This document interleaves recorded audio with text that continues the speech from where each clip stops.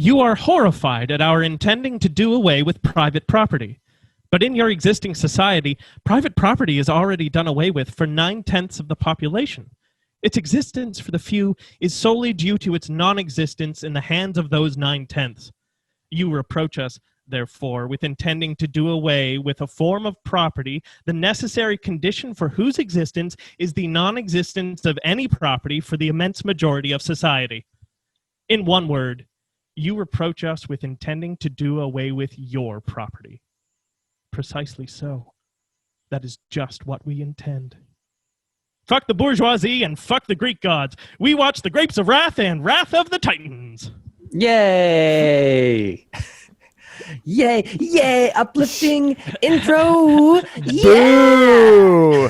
Boo! Was that straight out of fucking Karl Marx? I'll just hold up my... What is it? Oh Karl my Marx. God. Yeah, I knew it. Yeah, but very apropos. Thank you, Sean, for that. I would say dramatic reading, but Yeah. What did that intro have to do with Wrath of the Titans, by the way? I said fuck the Greek gods. Okay, good. Yeah. Okay, great. Full circle. Got it. Hey You can everyone, also welcome. look at, never mind. Shut up. I'm welcoming people. Hey, everyone. Welcome to Citizen Kane Versus, where we compare a widely considered great movie with a movie that is considered to be more on the schlocky side, and we ask ourselves, honestly, which is better? My name is Jack Rennie, and I'm joined by my two friends, Sean Jacqueline. and Daniel Benoit. and we've gathered here today to compare my pitch from last episode, which was hilarious. I mean, I already had a great time. It's Grapes of Wrath and Wrath of the Titans, and not to toot my own horn, but I'm going to toot it a bit. I thought this was fun. Yeah. Oh yeah. I had fun watching these movies in the purpose of this podcast. Fun. Like, Yeah, I don't know that I'd say that I had fun watching Grapes of Wrath. I mean, it was a it's good movie, but it was it's a a bit of a riot. gut punch. Yeah, it's a knee slapper, that movie. hangover, move over. You know. there were moments of Grapes of Wrath where I was like laughing legitimately, and yeah, it's like that movie. I can't wait to get into that movie because holy shit. Well, give us a summary there. Yeah, what's Oh, it yeah. about, Sean? Well, The Grapes of Wrath is about the Jode family. We focus mostly on Tom, but it's their whole family. They were sharecroppers in Oklahoma, and they've been evicted from their property by the company that owns the land. And we follow their journey in their broken down jalopy as they go to California because they think there's jobs there and prosperity and freedom. And then they arrive in California, and it's not the case. And this all takes place during the Dust Bowl of the Great Depression in the 30s. Yeah, and in the end, the American spirit of continuity pervades. Continuity? What? You know, just continuing the struggle. I see. Yeah. I see. Right. Just like I thought you meant like soldiering cinematic on. continuity. Yeah. I was like, what? Yeah. Yeah, Also, it it's- should be noted, I guess, that this movie was from 1940 and based on I think it was a Nobel Prize winning book. Yes. Yeah. It's like a super important piece of American literature, and this movie is considered one of like the top, at least always 50 important, if not like top 10 important American movies as a result. Yeah, I can see that. Yeah. Seemed pretty important. Yeah. It's about the Depression. So it's depressing. It's essentially you follow this family as they try to make their way to better circumstances. It's like a sad Lord of the Rings. Yeah. Yeah. Where at every there's turn, like 9 of them at the beginning, and then like one of them dies, Slowly and then split apart. and then one abandons them, another one dies. You know, it's Not to get ahead of ourselves here, but the first one that dies, the kooky grandfather, Grandpa, did they kill him with cough medicine? Is that what happened? Did they? No, I think because he dies in the last stop before they leave Oklahoma. So I think it's like his soul doesn't want to leave Oklahoma, so he's dying before they cross the state line. I think that's the symbolism of that moment. Right, but didn't he die like right after they left home? Like they dose him to get him in the truck, and then the next scene is them And being like, "Grandpa's dead." Tulsa, Oklahoma, I think, in the next scene. Yeah, and he's dead. Right. And then the next scene, they cross the border into the next state. But yeah, and the grandmother has also died. She actually dies like literally just before they cross the border. She really into California. Yeah. And then the brother-in-law just pieces out. He's like, "This is more than I signed up for. Fuck this." Leaves his pregnant wife. It's rough, and they pick fruit for like a day, but it's essentially a labor camp. And they wind up in not at all a bit of leftist propaganda in the beautiful government camp for wayward folk. Yeah, I didn't realize that this story was about like socialism or all it could be considered at the time was communism. That's all they understood it to be. The government taking care of its people is communism to many people still today. So there's a couple times where, what's his name? What Jode? Tommy Jode. Henry Fonda there. He's like the Reds. People keep talking about the Reds. Who are the Reds? And as like this still somewhat distant threat overseas of communism at the time. Mm-hmm. And then the movie ends with them finding this like idyllic little community that, as you say, is run by the government and just like takes care of each other. As a result, like people don't have to fight each other, so they just take care of each other. It's crazy. Yeah.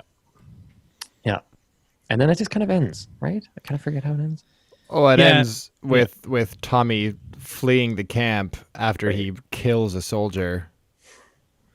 Yeah, he kills a cop. He kills a cop, right? Rightfully. In this movie, literally every time like operative of the state entered the screen, I yelled, "Kill him!" at the rest of the family. Yeah. And that's the thing. That's like a note that I kind of made multiple times throughout this movie. So I'm like, oh, so they've known that capitalism is kind of lame for like 80 years? It's longer than I realized. Oh, and they've known that the police have been have been shits for 80 years? Man, we've been taking our time with that. Wow. It's like you haven't solved any of the issues you thought you had. It's like, whoa, these things aren't new issues? Whoopsies. Yeah, my note is just so the cops always sucked? Question mark. Yeah. And Daniel, man, they suck. Do you want to do the other movie before we just do our thesis? Start rambling on about before we jump into this being a Marxist podcast? Sure. Well, Wrath of the Titans is another family drama another American classic. Another American classic that takes place in ancient Greece. It is the amazing follow-up to Clash of the Titans, starring Mr. Sam Worthington and a beautiful Liam Neeson. What is this? Air quotes. Starring. Yeah. You know what? Okay, well, we'll get into that because I thought you actually did a good outing. Sorry. I'll stop interrupting. That's okay. So the movie starts off with us learning that people have stopped praying to the gods of Greece, and therefore they are losing their power and slowly becoming mortal. And all the work they've been doing is slowly coming undone, including maintaining the walls of Tartarus, a prison at the heart of the underworld that holds the worst evil demons in the known universe. And Perseus is tasked by Zeus with traveling to, I think he has to travel to Tartarus and place. Huh? Traveling to place to accomplish thing, to place so that accomplish another thing can happen. But then Hades. Oh yeah, so he asked him to join him on his journey, Zeus's journey to Tartarus, to try and stop Cronus, who is the ultimate like god daddy, an actual titan. Yeah, from awakening. But Perseus declines because he wants to fish with his son. So Ares and no, not yeah, Ares, Zeus, and Hades, or Ares and Zeus and Poseidon go to Tartarus to meet Hades to convince him to join them to beat Kronos, but instead Hades and Ares turn on Zeus and capture him and kill Poseidon and hold Zeus hostage. And we're only at the inciting incident. Yeah, well, that's basically like what I liked about this movie. I'll get into it after, but there's basically just like 5 minutes of exposition and then just like white noise of fighting. So yeah, and stuff happens. Just like ticking the boxes of story writing. He's like Zeus. He's like, I've arrived to give you a call to action. Yeah, exactly. He's like, I refuse it. He's like, well, I'm leaving now. So Zeus is held captive, getting his life force drained to awaken Kronos. And Perseus and friends must travel to Tartarus to rescue him and ultimately stop the rise of Kronos and save the world by forming a super weapon with the gods' weapons, the pitchfork and trident and Zeus's walking staff / lightning rod. Yeah, they're Power Ranger. Yeah. Lightning swords. And also, is that a theme in Greek mythology that you could just like take different bits of gods and form them into superstructures? Because that was in Gods of Egypt too, and I was confused by that because I think that's more to do with really desperately trying to get the 10 to 14-year-old demographic on your movie's release. It makes for better toys. Potentially. Did they release toys for the Titans saga? I hope so. They should have. I would love a Liam Neeson toy. My Liam Neeson ages when you pull the string. Yeah. You like press the button. He's like, when I was a young man, I was out drunk one night looking for a fight. And you're like, wait, what is this? Is just Liam Neeson's like biography. Yeah. It was nice that he put an accent on though, because I remember when I watched him in Silence, he was supposed to be a Portuguese monk or something, and was just like the most Irish person I've ever heard in my life. Or is he Scottish? He's Irish. He's Irish. He's Irish. Yeah. And then the movie kind of just happens for an hour or so. And then until Perseus forms the super spear and kills Kronos, God Daddy Kronos. The end.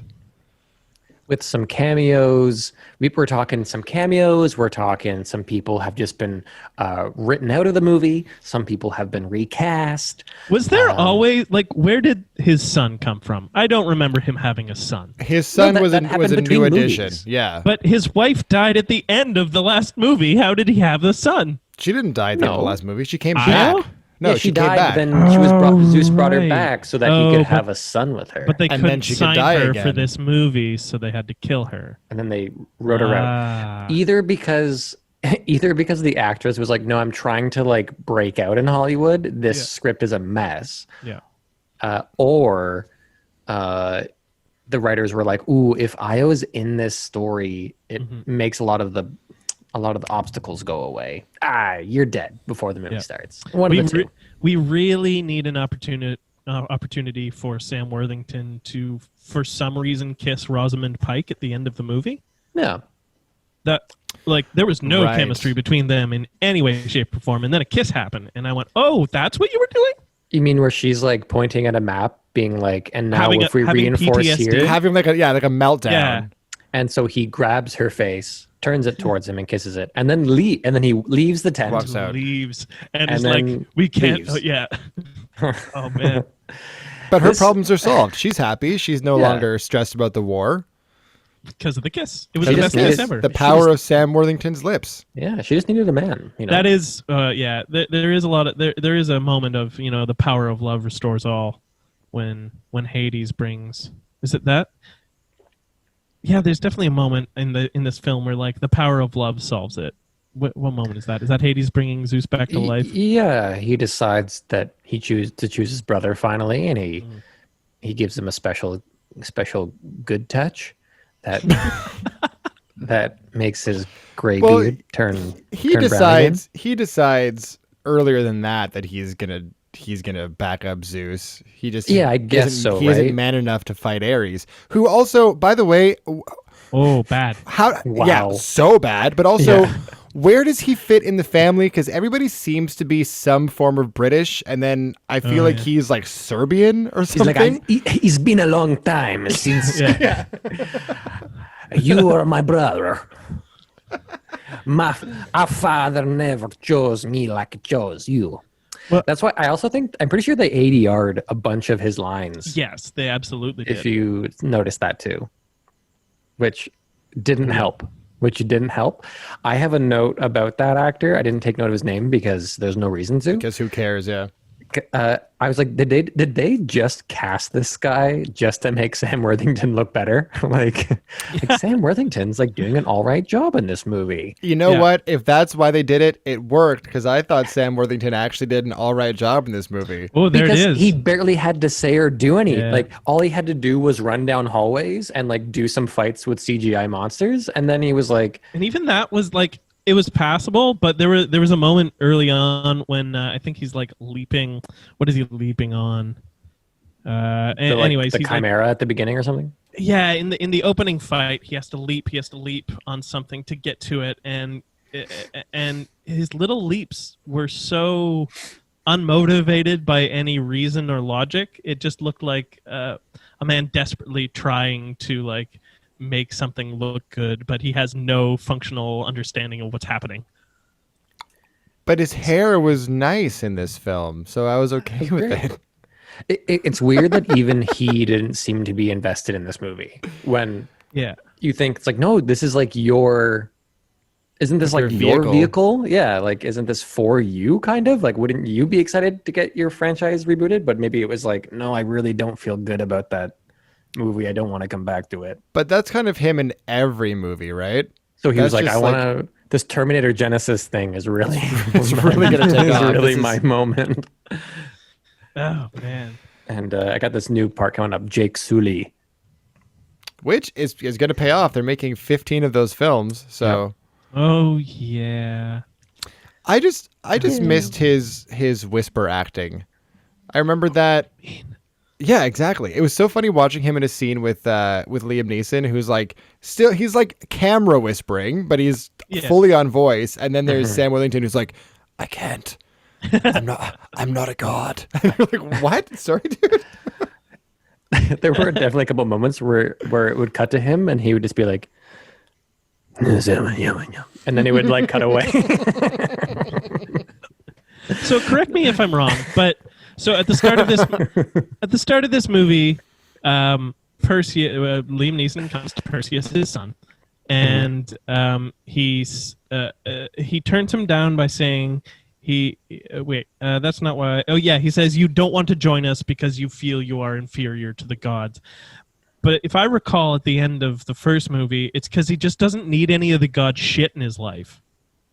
Oh no! Oh. I don't know. It was just like. It's just like implied. I don't know. Like I didn't think there was any backing to that line at all either. It was like, this is why everyone listening at home. Yeah. It was all, that's mean. Like it's very, they just like did a checklist of writing, like of very formulaic writing. And just to like, so they could move on to like, okay, he did that. Now let's have a chimera or whatever it's supposed to be land. And then that whole sequence was weird. The whole first opening sequence with his son. Also, before we fully leave it with Sam Worthington, it was very funny that like he had his first couple moments, and Miranda was like, "Oh right, we have to watch a whole other movie with him in it." I was like, "Yeah." Who do you prefer, Gerard Butler or Sam Worthington? I'll take Butler. Yeah. Yeah. Like I think I'll go Worthington. Are we talking generally or like in these types of movies?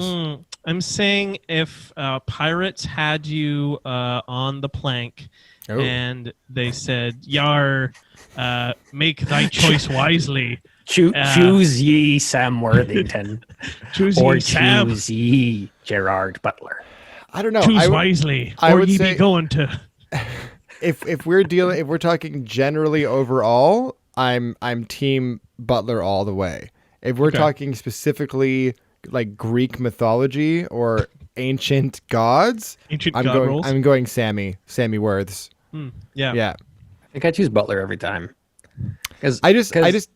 I can't forgive Butler's just complete lack of an attempt at any kind of accent other than Scottish. Oh, but I love him for it. I just love that he comes in, that he's just like he's filling the void that has now been fully left by Sean Connery, being like, Yeah. this is the voice that I do for everything. Yeah. Like, eat shit. Like,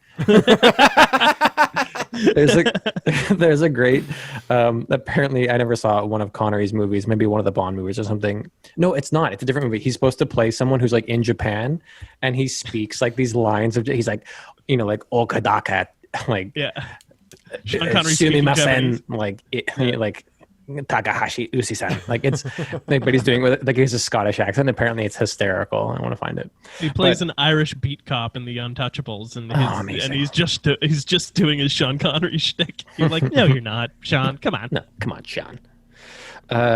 So yeah, Sam Worthington is I just found that I wasn't as bothered with him because in the first movie he was like trying to act. It was one of his first movies, I think, and he's really like trying to show that he's an actor, and it's really terrible every single time. Oh. And in this movie, he just doesn't emote, and he barely says his lines or does anything, and that just like works better. And then like people do the acting and performing around him, and he's just the person who walks forward with the movie. And that's literally it. That's his whole task. He moves forward. He's the lead character that things happen to, and he just has to kind of take them and move forward. Yeah. I don't know. I thought he was good. I also liked. Didn't think he was good. But... I thought he was good. You know what is funny? I thought this movie generally was actually a pretty big step up in terms of like quality of movie from Clash of the Titans. I agree. I agree. Yeah, but what? Yeah, it was. The CGI was better. The acting was better. It was a better film generally, but oddly enough, I actually kind of found that made my experience less enjoyable because it was. Oh, really? Yeah, because it felt way more average. At least Clash of the Titans was like shitty, good, bad. So you could laugh at it and enjoyed all the quirks. This one had less glaring flaws. Oh, it was very serious. Yeah, like, but I mean, so was Clash. But I mean, this one was just because they had made a better movie. There was less stuff to just kind of like poke fun at. It's just there's like the stuff that's bad is bad, but it wasn't as like glaringly bad or flawed as Clash. Does that make sense? I remember in Clash. Like I was intrigued by every different scene in Clash. I was ready to like take on, okay, let's see what they're going to do in this scene. Let's see what happens. In this one, by the end, I was like, that's your labyrinth? That's how you're tackling the myth of the labyrinth? It's 2.5 minutes of screen time. That labyrinth was fucking brutal. They lose the map, which by the way is just a blank piece of fabric. Yeah. And they get separated, and how the fuck do they find him? Like literally, 2 minutes later, they get separated in the labyrinth with millions of possibilities. Yeah, but they find their way through. No problem.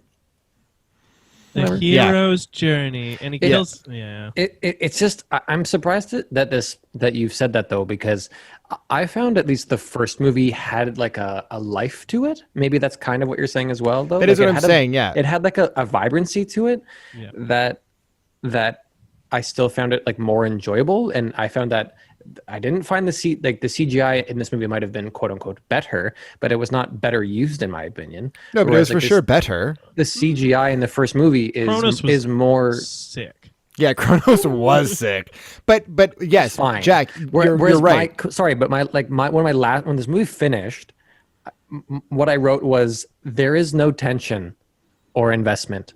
It doesn't even feel like a movie. Right. So that's how I felt about this movie. So there's no way that I would agree that Clash was better. Luckily, we're not comparing them. Well, Clash was better for Clash was more enjoyable for the reason you pointed out, in that it had more of its own character or personality. Yeah. Do you know what I mean? This one was more of just like a generic Greek gods film that kind of just became a bit of white noise, a bit of a wash. So, but in terms of like the production value, I guess is what I'm getting at, was higher in Wrath. So like technically it was a better film, but it wasn't as enjoyable because it was less quirky. We also had Bill Nye in this film.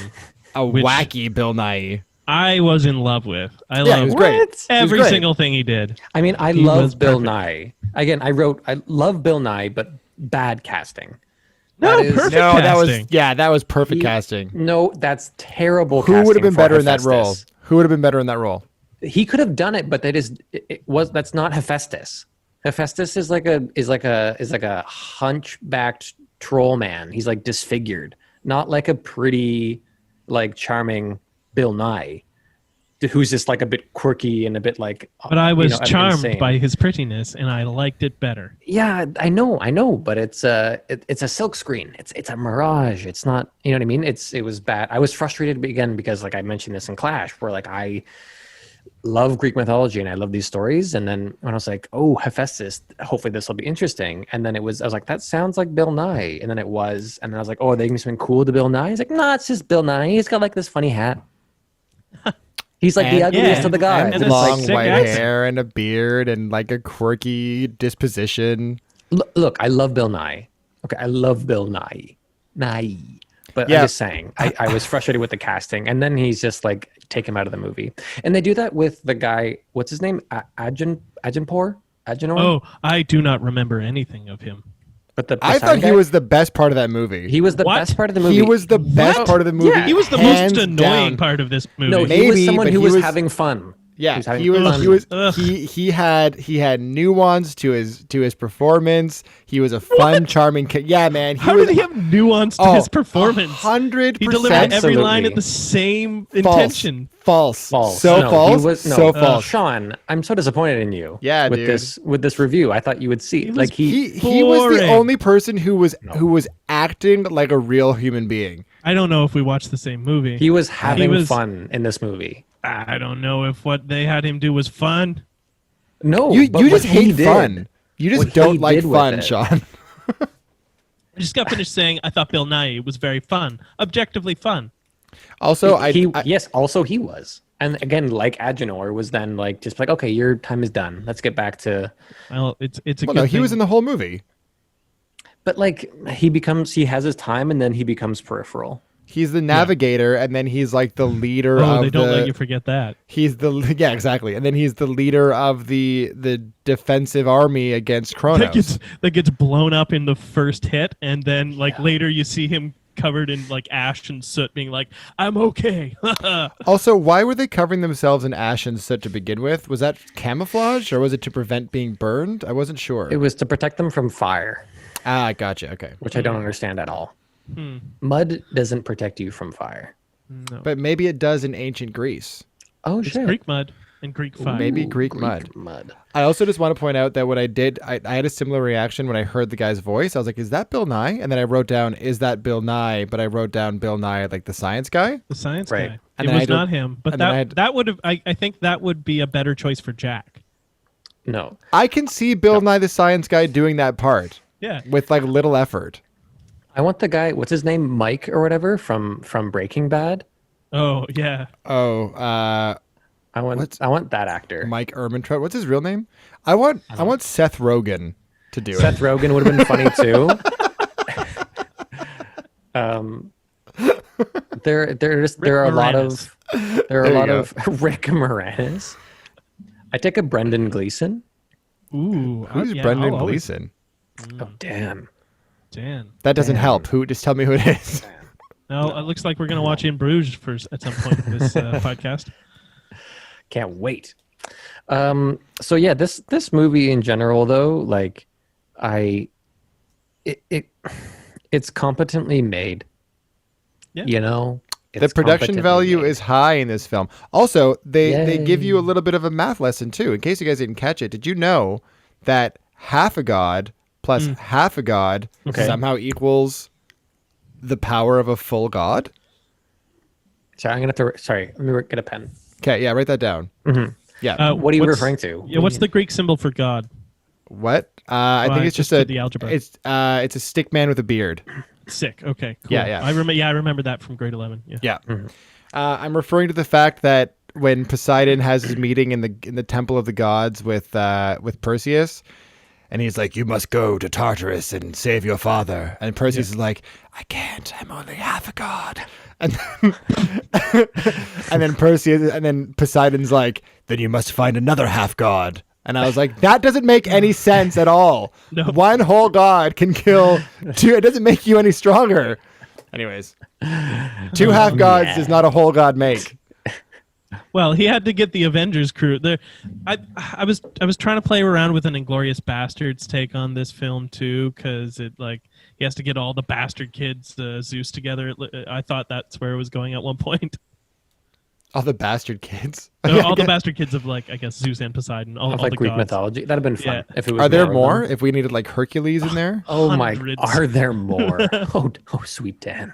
Yeah, there are many, many, many. Oh, okay. They loved. Anyway. Fucking humans. I wouldn't be shocked if Disney turns Hercules into a live action. They try to make the Greek pantheon Avengers type thing. The GCU. The Greek Cinematic Universe. That would be dope. I'd watch that. Oh, if it was done well, it would be so wonderful. I mean, it would watch. be done. It would be done just like a Marvel movie. Yeah, but they with would read. robes and They togas. would play like Marvel movies. Yeah. And then you could get the Norse gods with Thor. You can do a crossover between the universes. Universes. Unithorses. Oh shit! Anyways, this film. Oh man. I like that Ares has Pradar. You can just boop. I know where you are. Oh yeah, when someone prays to him. Yeah. Except he doesn't show up. He shows up 3 scenes too late, doesn't he? Yeah, it's hard to tell. Yeah, the woman is praying during their first attack, and then he shows up at the walls of Tartarus. Yeah. Well, he still has to get an Uber. I think it's kind of implied that woman was stopped from praying that one time, and then she secretly prays later, Right. or something. And it's the actress from Baby Driver, right? Lily. I don't know. Is that who that was? I recognize. I was Yeah. all her scenes. I was like, where do I know you from? I think she's also in Downton. Oh, Downton. maybe. Yes. Yeah, that tracks. And she gets So- killed real bad. Yeah. The Which fights I in this kinda movie are also terrible for the most part. They're a bit better than Clash, if I'm being honest. You can kind of tell. I didn't know what the first Chimera sequence or whatever that was. I had no idea what was going on or how he, the logic of how he got it to kill itself. Yeah, was I it didn't barfing understand. kerosene and then set itself on fire? What happened there? Yeah, something like that. Greek fire. Unclear. And just, that's what I mean. What happened? The Minotaur fight was fine, but Yeah. So how- quick, I missed it, basically. So exactly. That And I was Minotaur like, looked dope though. That one was a good shot, look. that one reveal of him roaring up in the sky, and then the close up of his face and just the top light was dope. Yeah. Yeah, I great agree. design. What could have been less garbage. So is he's supposed to be stronger than a man? That's right. That's clear, I guess. Yeah, right? I think. Which is never really established in some way that helps us understand that, except the fact that he can fight monsters and not be crushed by them, and he can fight Ares and not he gets in the fight with Ares. It really ramps up where suddenly Ares is smashing him through stone columns, and you're like, oh, so you are a god, or are you a human? Or, Yeah. I would love to have an idea of how brittle and how strong and how durable you are. Well, that's why I was unclear, because when they're on Cyclops Island, and Erwinor, or what was his name, Agenor, Something like that, yeah. Poseidon's son, Arwen. Yeah, Agenor, something like that. Elrond. Shut up. Elrond. Yeah. He gets captured in the trap, the booby trap there, and he's shouting for them to not cut the counterweight that's holding him up because the fall is too high to kill him. Right, exactly. But then, Yeah. in Tartarus, Perseus takes a fall that's twice as high and hits and lands on concrete and is fine, and then gets his face literally kicked in through stone walls and it's all good. Yep. That's what I mean. I just wanted some whereas it would have been nice if he got cut down, for example, and then someone was like, "Oh my god, are you okay?" And he's like, "Yeah, half cut. I'm fine." And you'd be like, oh right, you are stronger than these people or something like that. That's kind of how I wish that scene had played out demigod, exactly. right. He had fallen and been like, no, I'm fine, half god. And everyone's like, oh, right, because you're a half god, so you're stronger than a man, but not quite as strong as a god. And then everyone was like, oh, and then he's like, yeah. And he's like, I'm so sorry for not clarifying. Have a seat. Let me talk you through it. So essentially, as a half god. And then he pulls out like a chalkboard and writes like, 2 stick figures with beards. And is like, if we cut these in half and then take 2. Yeah. So I have the strength of it's exactly 80 men. Yeah. And then I get a part of the timeshare in Palm Springs, and then Palm dental Springs is great. I really this movie in general. I guess what I'm saying though is I found it more forgettable than Clash. Totally. I had to watch this movie like 1.5 times. Because the first time I watched it, I literally like after you get the quick exposition of the like the setup, I just my brain like tuned it out. It just became literally just white noise on a screen. Yeah. I wish it had been more about Liam Neeson and Ralph Fiennes. Like I wish we could have just made that. Yeah, because they were great. They were good. Like they are actors. Rafe, I love that Rafe just like gave up on his voice from the last movie. Yeah, just completely abandoned the Voldemort voice. He's just like I'm just Ralph Fiennes now. Yeah, I wonder if that's because he got Hades. flack for it last time. I wonder if like people watched the movie and the reception of that voice was terrible. I don't think anyone cared.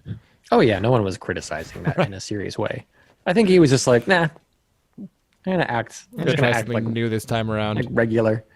And Liam Neeson was like, I think actually like trying. Weirdly enough, he was trying a bit more than I think he was. He was really good, and he got nominated for a Razzie for this, and I don't know why. It's certainly not Oscar worthy in any way, shape, or form, but it's not Razzie he was worthy. Good. He's fine. It's probably because of the movie that he was acting in. Then he got the Razzie. Is my guess. True. I thought his Clash. Why didn't I would say his Worthington Clash get it? performance is more Razzie, just him being like, "Release the Kraken," and then just like appearing and being like, "Hey, I'm your dad." You know, was like more I'm funny. Zeus. I'm Zeus. Oh, look at me. You know, whereas this movie, he was like playing the scene, and the scenes were like high high stakes and like supernatural and all this stuff, and he was playing it. I like the design of him as well. The fact that he looks fully like God on the Sistine Chapel once his hair turns white and everything is I thought was actually pretty cool. It looked very cool on him. Yeah. And then There's he a whole looks scene where super. you just had. No, go ahead. You go. You go ahead. No, you go ahead. No, you I'll go go. ahead. No, you go. No, you hang up. Okay. Yo, Okay. someone go. Bye. Let's Bye. go. Fuck. I was gonna say there was a whole scene where Liam Neeson just had like white grossness all over his face. It wasn't part of his beard. It was just this weird, like, I guess he's under a drip or something. And it was Ares was like speaking really close to him, and it was very uncomfortable. That's all I'll say. Mm-hmm. That's because Ares just spits when he talks. I liked the play of Hades and Zeus, and I thought it was funny, like their final Harry Potter final showdown moment when they come out and to start doing like hand motions clearly on some like green screen soundstage. And they're like, all right guys, just walk forward and give us some strong gestures, and we're gonna have some meteors being moved by you, by your emotions. And so they're very uninspired. It's just like they're walking forward, and Liam Neeson just kind of throws an arm out like, "Meh." Let's have some fun. And they in the CGI they put in this like huge meteor being like deflected, and it's like it just doesn't sync up fully. Like it's and then Hades does one too of like a swipey like, eh, and the same thing kind of happens. Together now. Yeah. They both just raise their hands meaninglessly towards Cronus. Yeah, it was pretty funny. Yeah, I enjoyed it. I really liked the last fight scene. I have to admit, I thought it was Pegasus appearing and everyone being like, "Oh, it's Pegasus!" It was great. I loved it. I loved the ending. Although there's no way that fever dream. There's no way that Sam Worthington is surviving that fucking final explosion inside of Kronos. No, he did. Eat shit movie. Yeah. Yeah. He's a demigod, though. He's a demigod. Right, but But, so like, what does that mean? Pegasus So is like just a horse. how strong is It's- he actually? No, so like at the beginning of the movie making process, the Right, screenwriter sits down with demigods and they like thoroughly go through every power a demigod can have. So it's all factual. Gotcha. Why do Pegasi gallop through the air when they have wings? Well, how do you know they're a horse? Yeah, they're just dumb animals. But they're not. There's no idea what's going on. That's fair. Eat Because Pegasus? imagine Is that how where it we're would- going imagine, with this? Imagine how it would look though if the horse was like flapping its wings and the horse and the legs were just like lying, like, like dangling. Fair point. They just like as it would turn, the legs would just kind of like dangle off to one side. Is that a large bird carrying off a dead horse? Yeah. So, which I really wish they'd made that choice. Like, I guess that's how it would work. That's hilarious. All right. beautiful. Well, we have we have just under 25 minutes left on this here All timer. right, let's roll over. We have a timer, by the way, if anyone doesn't know. Essentially, it just keeps us from going too long. Because we tend to ramble, in case you hadn't noticed. Yeah, or tease each other about who's going to speak on the podcast next. No, you speak next. Great content. So moving on to Graves of Wrath. No, you speak next. hang up. I'm speaking No. next. I am speaking next. No, Okay. Jack, you speak I next. love it I when you am. speak next. Yeah, and then a very similar movie, Grapes of Wrath, Also a family drama. family drama. Yeah. Yep. The This Lord of the movie Rings was prequel. Devastating, by the way. Yeah. Yeah, I, it's very depressing. and uplifting. Like I was ready to go eat some rich. I was Oh yeah, Yes. ready to eat some rich. yeah. Yeah. I will say though, I thoroughly enjoyed the Grapes of Wrath, and it was I think the first movie I've ever seen from this time period that I was like excited to keep watching. Yeah. Like there was a couple of Yeah. times where my stream dropped, and I got angry because I was so captivated by what was happening. You're invested, right? I was invested, yeah. Yeah. I And like it's so this- slow. It's such a slow burn, but I liken this movie a lot to Waiting for Lefty. The for all you theater buffs All out you there, Clifford Odets. fans, Fans. Odette's heads as we call them. It's just it's very similar in its like episodic, different episodes of family life leading up to a final like emotional realization that like the worker's struggle is forever kind of thing. Right. So it was very similar to that, and just as like just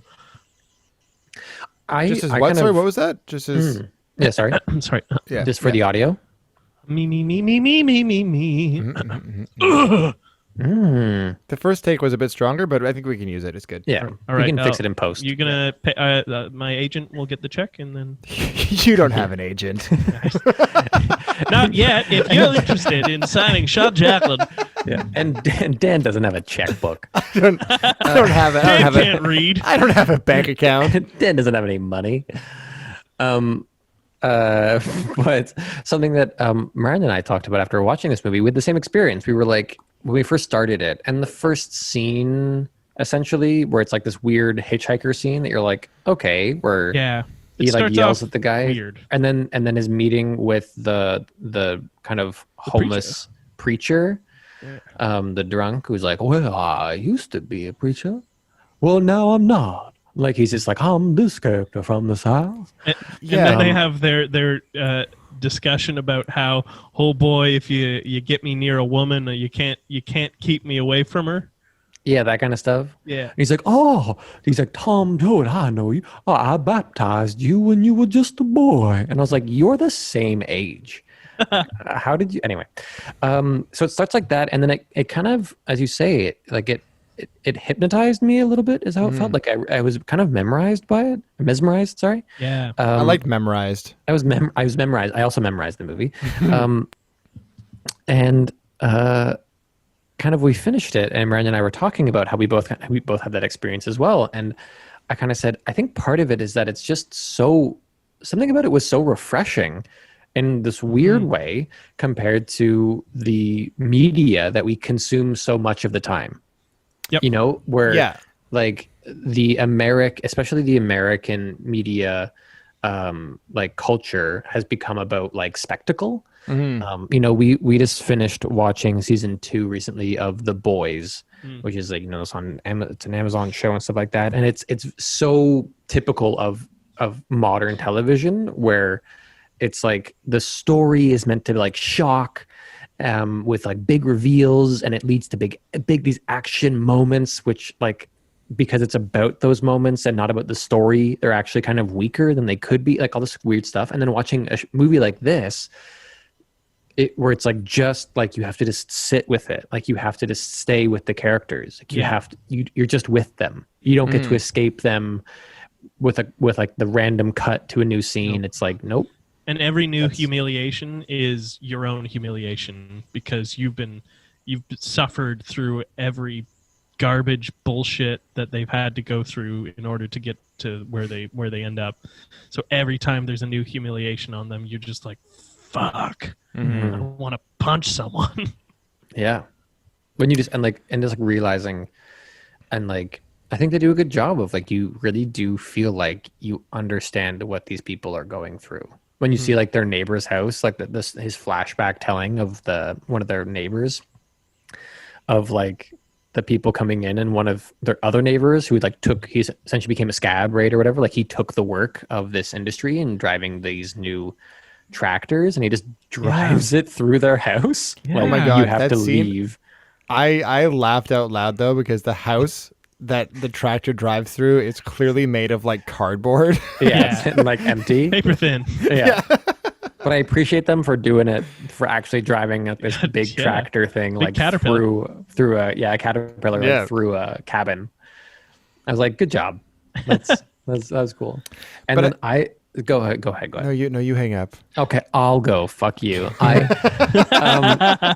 don't get to talk then. I also loved. I feel like it was like the chief expense of this movie, of like I imagine the construction and designing of their like truck home that you described, Sean. That like they sell a lot of what they have, and they buy this truck and this big family of 8 or 9 or whatever, and the preacher, they get on, and like, you can see the back axle is like straining, and it's just like, it's full of character, and it's wonderful. And then you start to see other trucks like this, and you start to realize like, oh, that family, like, you see like these character that they put into each one of these vehicles, and that clearly must have been such a thing at the time, of people uprooted from their homes, and so these big trucks become their homes.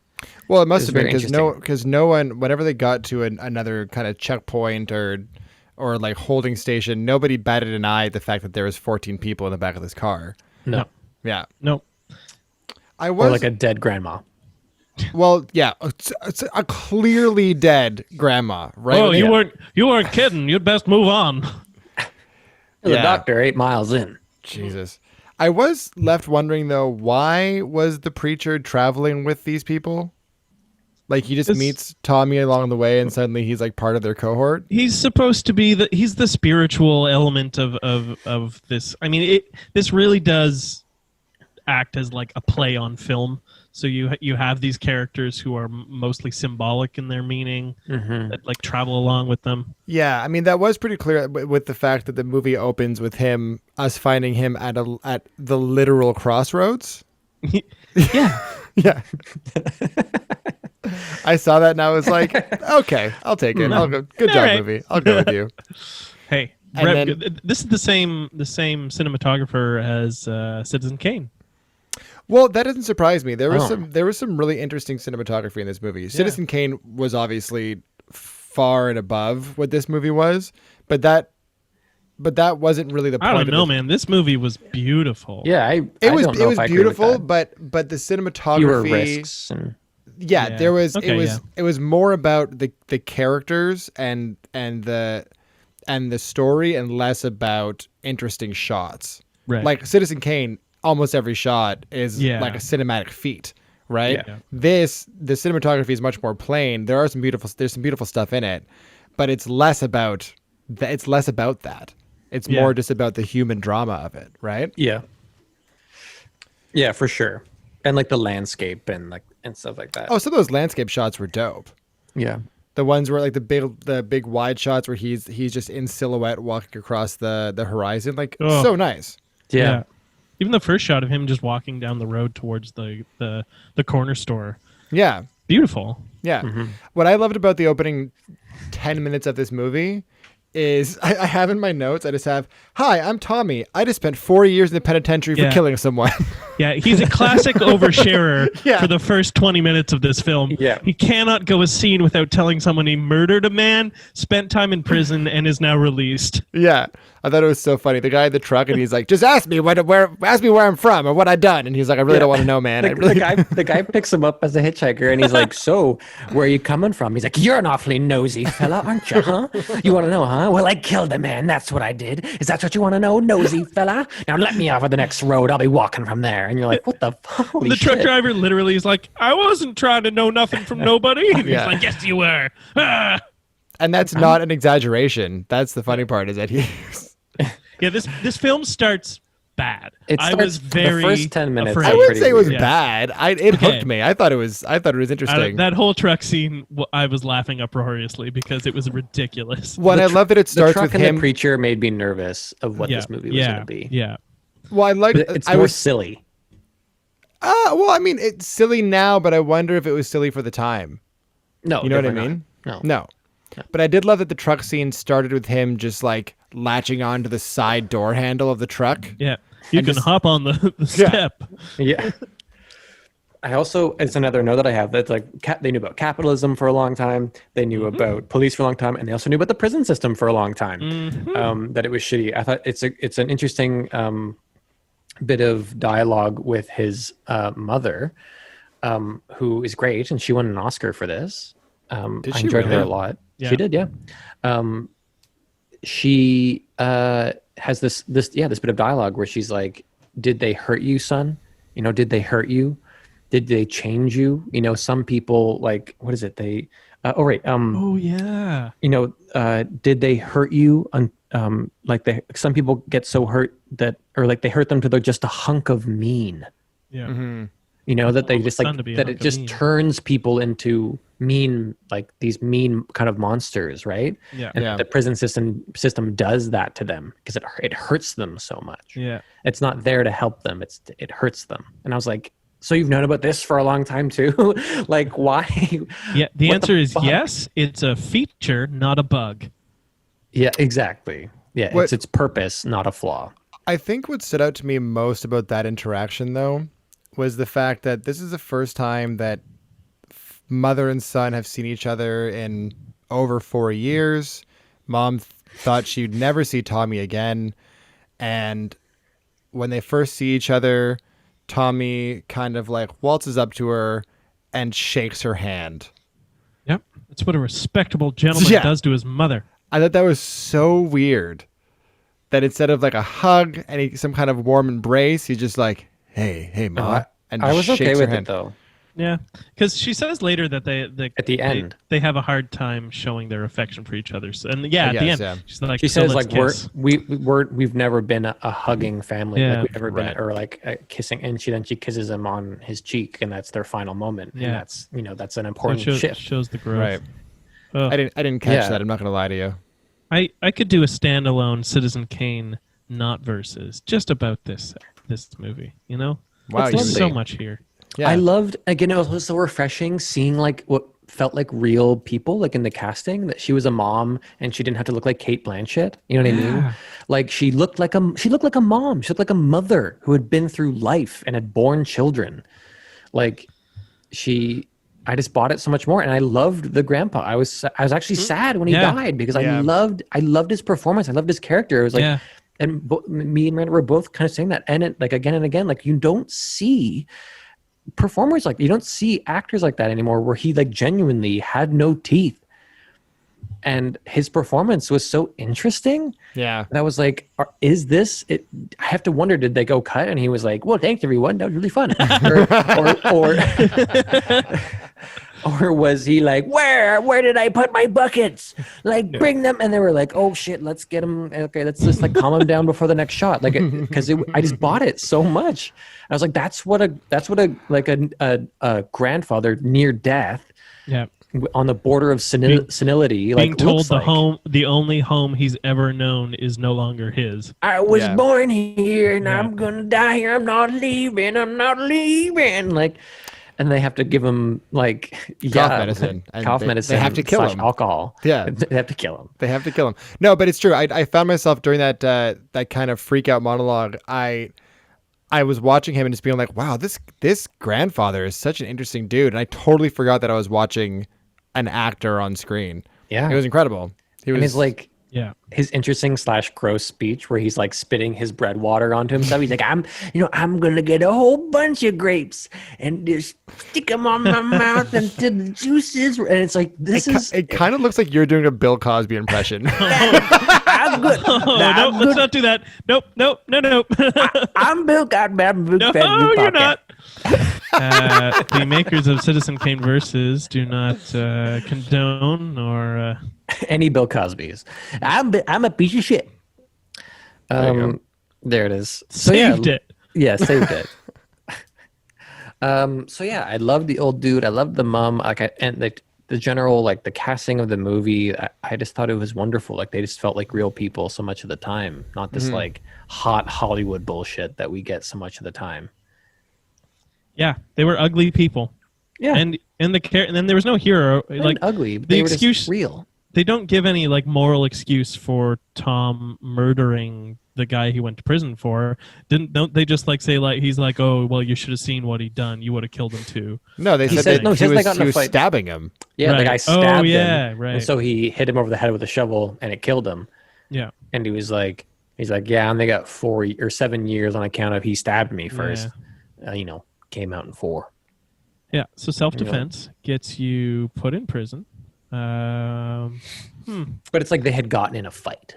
Yeah. Yeah. Right. First. So public disturbance. Yeah, but so like he's not a good, objectively, moralistically good person that we see in modern Hollywood films, where Gerard Butler is the greatest man in the world who happens to be in the coffee shop next to the White House when the terrorists attack, and he gets all the skull knifings he wants because he is morally and objectively a good person. No, we get this flawed hero who has to suffer for his flaws and ultimately loses everything in his life because of them. Yeah, guys, I miss Olympus Has Fallen. Shut up. And the like quote unquote like fights of these movies aren't, again, like super fights. It's like it shows you how something like murder can happen in the blink of an eye, and how it then it can change your life forever, right? In a society that you're in, where when it also happens later, that he meets up again with his preacher friend, and they're hiding out in who has become a communist leader. He's like, I rally with these union folks. Yeah, but when they come, you're gonna be back down to 2.5 cents an hour. Or whatever. A bucket. I mean, nothing he says is wrong. Nothing he says is wrong. The preacher is right every time he opens his mouth. Yeah. And then the police, not police, they're not even like barely even that. They're just like, they have a name for them, but they're essentially Ku people Klux Klan. I think they were police though. They had badges. Yeah, they were like the sheriffs, the federal. They're more of a posse. Yeah. Right. So they've been given these powers. They refer to them. He refers to them as something. They're like a posse / strike breakers, whatever those were called. Yeah. So they've been given powers they've been deputized, but they aren't official sheriffs or police. Deputized to go beat up those young children. Yeah. Who just want food. Those them damn Okies. Communists. Yeah. So the police attack them, and they kill the preacher in one hit, and then right away in retaliation, essentially, like as a gut instinct, Tom grabs one of their batons and hits the guy back, and it kills him. Like it strikes him over the head, and so he dies. Which is like, yo, that can happen. Can that happen though? Are batons strong enough to kill you with one hit? They had to the a head? baseball bat. Yeah, they were using baseball bats. And the hit that the cop gives to preacher that kills him is devastating. They Yeah, that's executed that perfectly Yeah. with whatever equipment they were using. It was so hard to watch. Yeah. And again, it's like it's refreshing in how it just feels more grounded than I feel like a lot of stuff that, especially after I think about this whole catalog of movies that we've watched even for this podcast. Just I enjoyed this movie a surprising amount.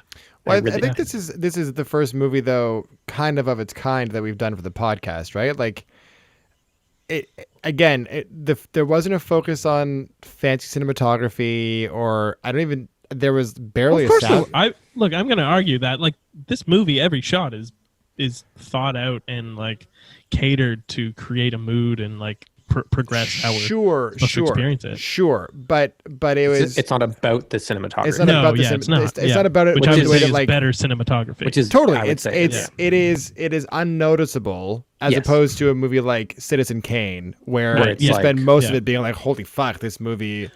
Whoa! Yeah, How did they exactly. get that shot? Exactly. Triangles! Holy shit! And Yeah. there's not a lot of, barely a soundtrack, not a lot of cuts, just these long takes with a single shot, and then you're just like sitting, like you said, Jack, with people for like 2 hours.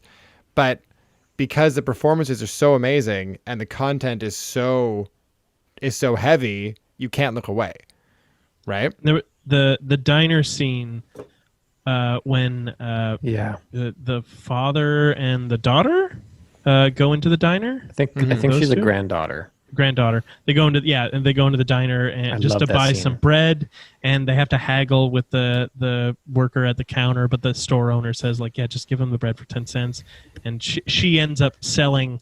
She understands the generosity of the moment, and she ends up selling them 2 candies for 2 cents.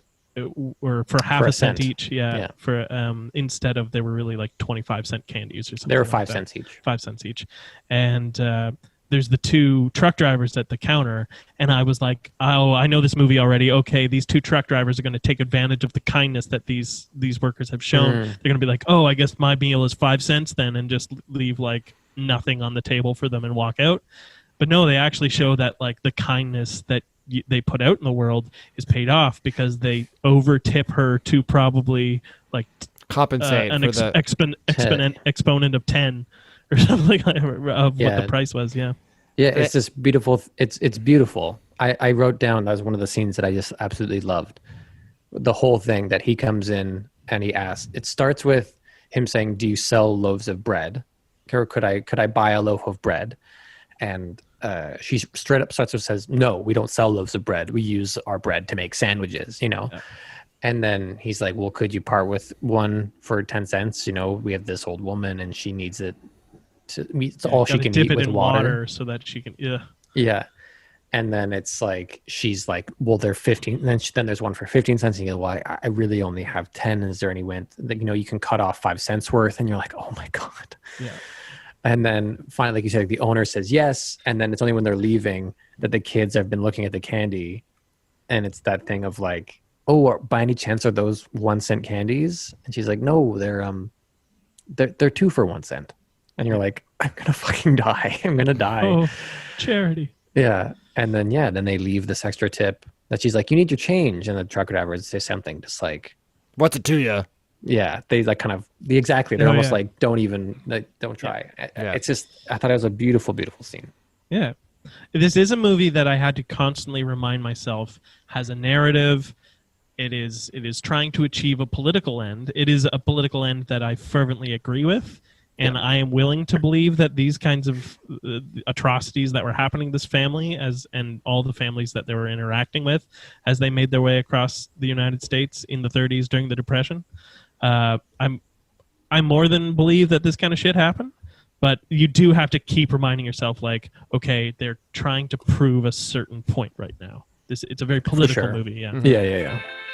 Oh no.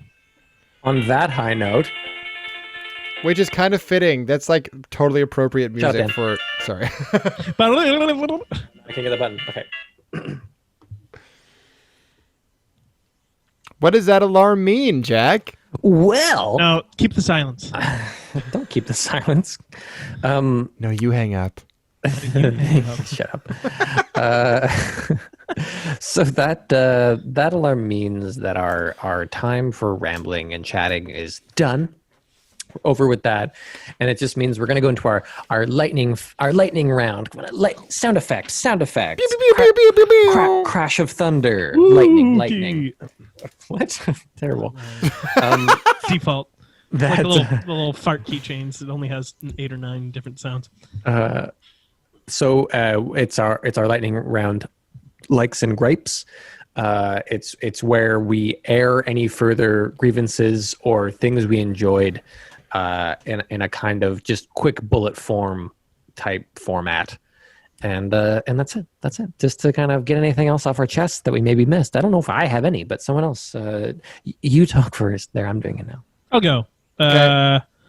I'll do both my likes and gripes for the Graith of Raps. My likes, agitation propaganda. This movie is that. I love it. The pretty shots in the film. There was a close up on hot fish dinners with corn dodgers. Sounds disgusting, but I love it. The kindly diner owner. Their overloaded car. The scene with the 2 gas attendants and they chew bubblegum as they ponder the universe. Fantastic. Yeah, that was good. And the preacher. I love the preacher. Gripes. In the opening scrawl, Aaron pointed out that the Depression happened and the Dust Bowl happened because of circumstances beyond anyone's control. I mean, climate maybe, but there were certainly some control factors in the Great Depression that could have been controlled better. The beginning was rough. What does that say? The inserted back row. I think the scene when they're walking and the insert at the background looked bad. I think small gripe. The cop in California is a douchebag. Mm-hmm. Turn off water sign. The lady's drawing water from the ground, and the sign says "Turn off the water," and she just walks away. Yeah. Jesus Christ, lady. Like, what are you doing? And my final gripe is capitalism. All right. Nice. My likes and gripes are pretty short. Likes, when we have the flashback of the squatter losing his house and getting his house tractor down. There's a line. It's no one's fault, and so he's like, "So who do we shoot?" I like that. I like the kooky grandparents. Yeah, he's like, "You just tell me who it is that I don't like." Oh yeah, I can shoot them. That monologue was perfect. That's when I fell in love with that movie. Is that very moment? Well done. Yeah, the scene at the first transient camp where they find out that all those job postings are actually bullshit, and they're sending out 50,000 or whatever to get 800 people in, so they can pay them half of what they're offering. I thought that scene was remarkable. And they get so mad at him, like, "You're just talking trouble now." And he's like, "I don't mean no trouble." And then he talks about his like kids starving to death and shit. Yeah. Oh. Yeah, them saying it was heart failure when the kid's stomach was distended from with starvation. The belly's all distended and the ribs showing, and you're like, oh my god, yeah, devastating. I liked the Joe clown car, and I liked the guy who was tent hopping for chicks at the dance in the government camp. That was the son. Yeah. Gripes, I didn't like killing grandpa with cough medicine, and I didn't like all of the inept law enforcement in this movie. They were either assholes or like far too trusting. Daniel, I think that's just law enforcement. Ooh, hot take. Hot take. Brave stance to take in this climate. No, you hang up. Takes here. Get your hot takes here. You hang up. No, you hang up. No, you hang up. Should I get into phone sex, guys? Yes. Oh yeah, we've been saying that'll this be for our years. other podcast. No, you hang up. It's just me doing ASMR, but it's Jack, your likes and gripes. Jack 'em. Again, I don't have many. I said most of my points. Jack 'em. For Grapes of Wrath, I said most of them. I enjoy this movie. Would you say they're your gripes of wrath? Oh my god! Whoa! Oh, More like the likes of no.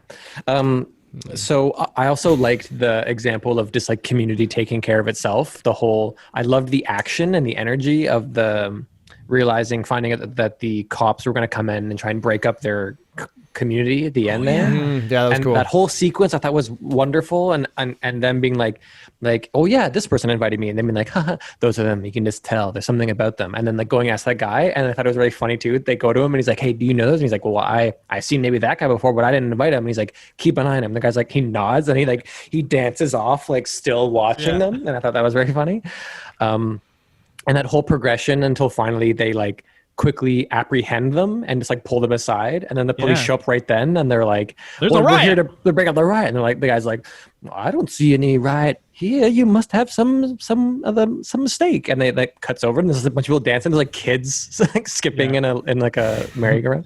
And I just thought that whole sequence was great. I liked a lot about this movie. What can I say? I don't know. So I won't bother anymore. I have some more points. A couple, some likes and gripes for Wrath of the Titans, though.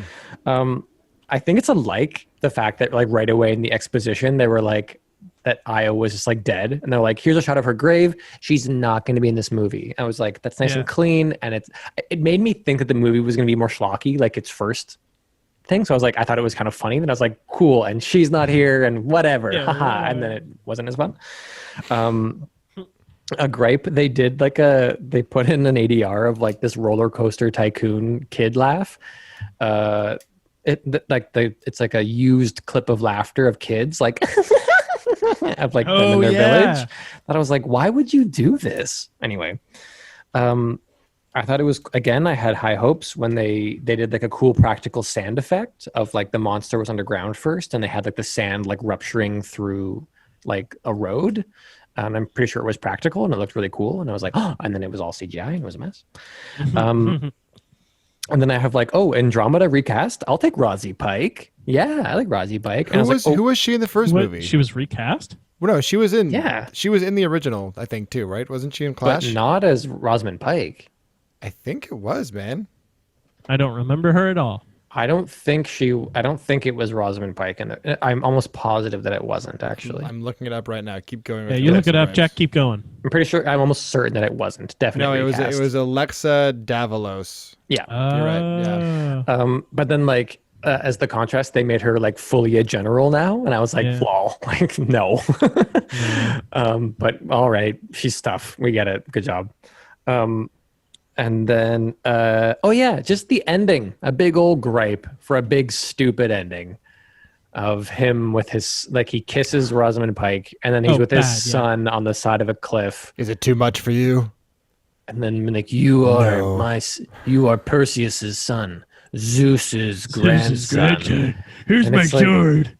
It's like, why did you think that we gave a shit about this scene at all, or this kid, or... Because they were setting up for the third Revenge of the Titans. Was that actually a thing? Never got made. Oh, they were going to do a Revenge of the Titans? Yeah. Yeah. Not like Lunch of the Titans? Brunch of the Titans? Brunch of the Titans. This is like way more. This is a chill movie. It's really a family drama. Yeah. Which would be great too. It's like August Osage County. Yeah. With all the Titans. With the Titans. It would play, man. It would play. That would play, actually. That's really it, though. Those are I said most of what I wanted to say about these movies, I think. So I'm done. All right. Well, my likes, Wrath of the Titans, my likes, the design. I like the design. Cronus, super awesome. Fair. Liam Neeson doing the narration at the beginning. I liked it merely because he also did the narration for Civilization 5. And it just reminded me of all the good times I had in that game. But what is the very first line of the movie, though? It's Liam Neeson just being like, in ancient time, the world was populated by gods and monsters. And you're like, okay, cool. That's great mythology. Sure. Thanks, in Liam. a nutshell. Cool. Gripes. Ares. Shaky cam. The makeup was atrocious in this film. The Power of Love. And The Navigator. Oh, fuck you. Also, Wrong. the shaky cam thing was such a bad choice for this one and Clash of the Titans. It didn't fit the movie at all. No. It made no sense. Okay, I will go. My likes. I liked the quick exposition and then right to the action. I liked Liam Neeson. I liked The Navigator. Fuck you, Sean. I liked the Yeah, old. you Fuck you, hang up. Sean. Yeah, fuck you, Sean. You hang No, up. you hang up. I liked the old wise Cyclops who like comes in and reprimands his sons on Cyclops Island.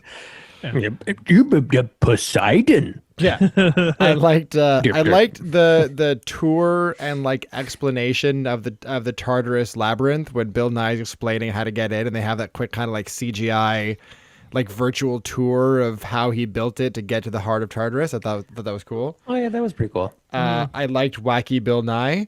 And there's a little bit of a nod to Star Wars in this film. I don't know if you caught it, Sean, I think I did. when Sammy Worth is about to gallop away on his Pegasus, and he turns to his son and he's like, "I love you," and his son is like, "I know." Oh, I actually missed that one. I was not paying attention clearly, but there were I a caught that. few. There were I a few caught that. there's Star Warsy moments.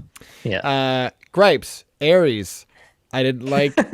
I didn't like Cyclops vision. I don't know. There's one shot of.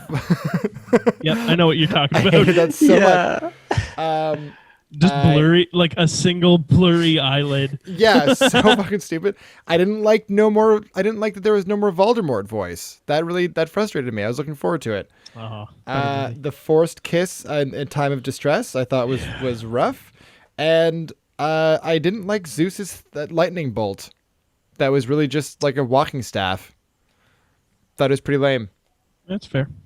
There were a couple shots where the people were just like walking with their staffs or whatever, and then in post they put in a bit of like a bzzz, like where it hit the ground and stuff. But the thing it was so forced. So forced, but at least everybody else who had a staff, there was like something on the staff to make it look like the hallmark weapon of that god, whether it was the pitchfork Right. or the trident or Ares' weird like hammer thing. Or like just like a blunt object. Yeah, But Thor's hammer. I mean, Ares' hammer.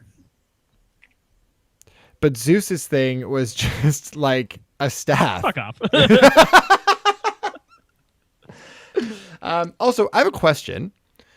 In Greek mythology, is Kronos described as this big kind of volcanic giant? Because you guys have both seen Cabin in the Woods, right?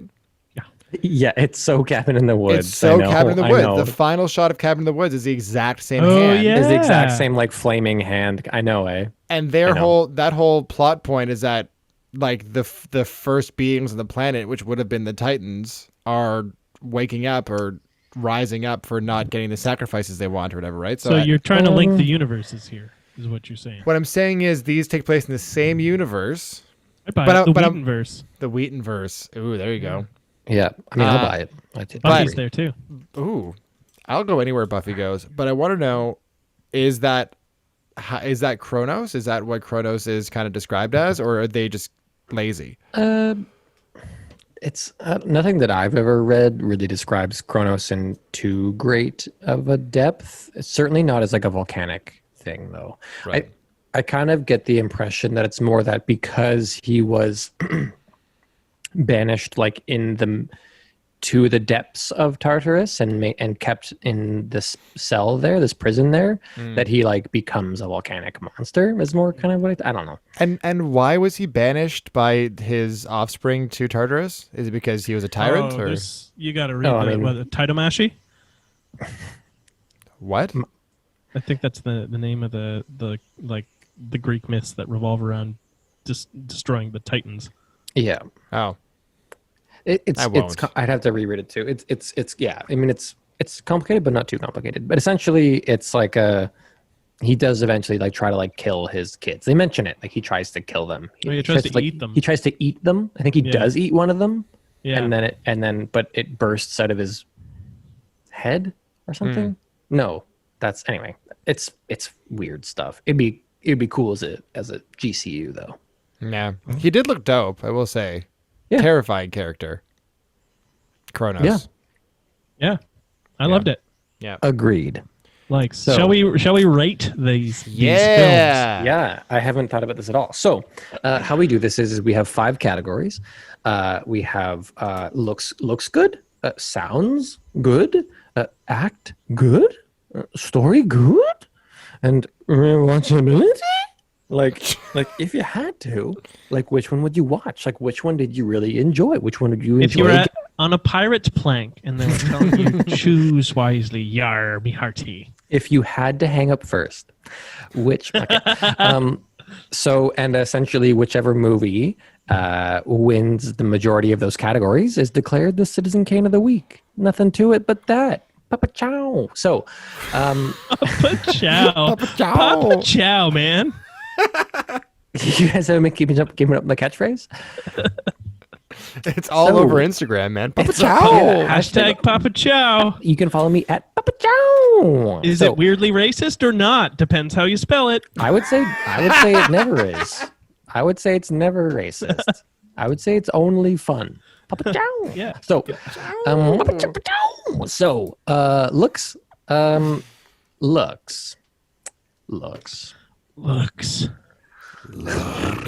Or as Sam This is- Worthington would say, looks. You say, yes, yum. Papa Chow. It's tricky. This is tricky because Grapes of Wrath is it's draining to look at, but I think that's kind of the point. Like it's supposed to do that. So I don't know. But the quality, of course, and the scope and spectacle of Wrath of the Titans is clearly better. Yeah, Clearly. it's tricky because the more spectacle and like well executed spectacle in Wrath of the Titans. Yeah. But Grapes of Wrath is doing some cool stuff with very limited resources, and there's a lot of like cool playing with light and silhouette, and those landscape shots are great, and it's but I mean, I think that my vote has to go to based solely on looks. I think my vote has to go to Wrath of the Titans because there's more fun stuff to look at. I don't want to start unpacking that. Mine's Grapes of Wrath because there's Please there's unpack. thought. No, more fun stuff to look at. You can create fun stuff in a computer. You can load up funstuff.exe and drop it into your graphic programming, whatever the shit they use for films. But Yep. That is how they do it. yeah, Yeah. .exe. Funstuff.exe. Yeah. Don't do that at home. Just It's drop it definitely in. porn. It's definitely for sure porn. Yeah. Man, the level of thought that was put into every single scene in Grapes of Wrath, you can't. I don't know. I Every would single scene, yes. I mean, again, this is the point I was making before. The cinematography, like the look of the film is almost goes unnoticed because it just helps to further the story. It isn't on its own. That's good cinematography. That's Sure, how. but if we're that's talking how about, you support a if film. we're talking, suck it. If we're talking, Yeah, just but it's like purely on perfunctory. looks. Like it's like functional cinematography as opposed to cinematography that is more highlighted, where it's like Wrath of the Titans wouldn't even be remotely a movie if it wasn't for Absolutely. the visuals that they gave it. You know what I Sure, mean? but it shouldn't win because it would be worse without that thing. When I would say the Grapes of Wrath is far superior in the imagery evoked from what he's showing us, the emotions that are right. But Wrath of the Titans is purely a visual film. Of course. as opposed to Grapes of Wrath, which is Okay, like I guess what I'm saying is that what he did in Grapes of Wrath is better than what made Wrath of the Titans. So you're saying it's better. Yes. So what I'm saying is Grapes of Wrath is better. This is the first time You that mad people. That's a good point. I didn't consider that one though. this is the first time that I think I'm seeing glimpses of Sean getting like actually a little frustrated on this podcast. No, you're entitled to your opinion, but your opinion's horseshit. It's not horse shit. We're gonna fight about this later, you bitch. Look, COVID at dawn. COVID at dawn. Yeah. this is What? It's my dual so challenge. so to break the tie, it's a tricky thing of like I'm not at all gonna. I think that you are right, Sean. Just to be clear, like in that, I agree that, as I said at the beginning, that there is the Grapes of Wrath. It's shot in a way that it's there's nothing flashy because there's nothing flashy in the world that they live I disagree with that. There is flashy stuff. There are tableaus. There are really well like shot. The opening shot I'm in not and saying- of itself. Fuck I'm no. not saying there isn't like nuance and creativity and like difference in lighting and structure. I'm just saying flashy. There is no spectacle, Yeah.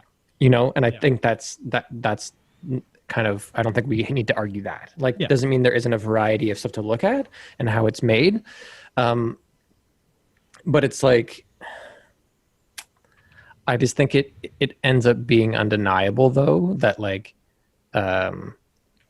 as brilliant as I really truly do think Grapes of Wrath is in that regard, I think because it comes from an era shortly after silent film where visuals were so important to tell story.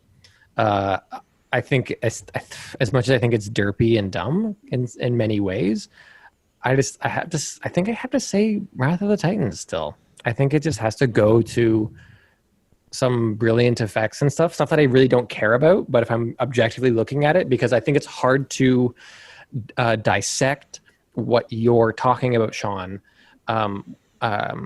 dissect it from the story of the movie and from mainly from the story of the movie. And I know that's a weird thing to ask to dissect it from. That's the good thing. That's what you're supposed to do as a cinematographer. It's perfectly done. I know, but essentially it's just there as a really well made column to support the story, which is wonderful. Yeah. But in terms of, but when you have a storyless movie, but if you take away this, I know this is kind of a weird argument. At all. Yeah, but if you take away the story and you just look at the columns that hold up the stories, Wrath of the Titans has a better looking column. My metaphor is completely gone. No, the point is, I see what you're saying. Yeah, I'm saying Wrath of the Titans. All right. Well, You know, it gets so the point. it gets the point. You know, Probably the last one. I will fight it in courts. I will draw this out. I will make sure you are not sworn in. All right, I'll see you in Pennsylvania. Yeah. Politics. I don't know. All right, sounds though.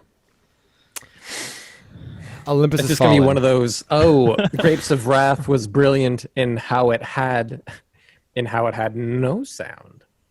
Kind of. Arguments. Kind of. I know. That's where I was 'Cause going to go. I don't remember anything of note in Wrath of the Titans. No, anything. it's anything just about it's a generic wash. Explosions. There's explosions, But but there's nothing unique or original about whispering. Wrath.